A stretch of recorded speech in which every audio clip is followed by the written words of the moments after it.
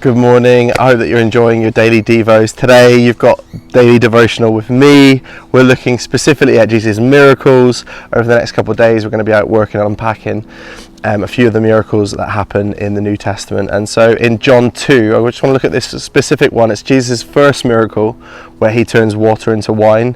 And today's reading is John 2 verses 1 to 11. One thing that I noticed that I just want to speak about quickly is that moment where Mary goes to the servants and literally says to them, look, in a minute Jesus is going to ask you to do something, just do whatever he tells you to do. And I love that because it kind of doesn't make sense. It's almost a contradiction in of itself to go to a servant and say, please can you serve and do whatever this person tells you to do. That was their job.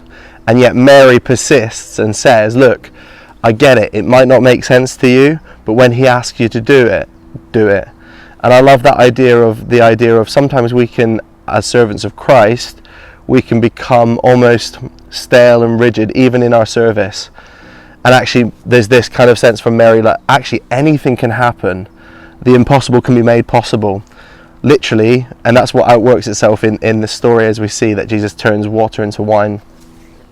And so I guess I want to challenge us this morning is maybe even in your service, even in your serving, as a long-standing Christian perhaps, I kind of want to come to you like Mary and say, look, whatever Jesus is telling you to do, just do it, just go for it. Even today, there might be a moment of opportunity that you could take hold of in your everyday living, in your everyday out working, wherever it is, that maybe Jesus is asking you to do something that doesn't make sense, that in the everyday outworking of your life, that you can step out and do something special.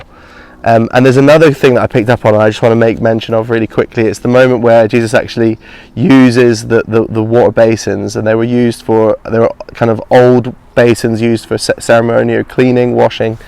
And I think that it's an interesting thing that Jesus uses those old things to change and do a miracle, do something that's impossible in.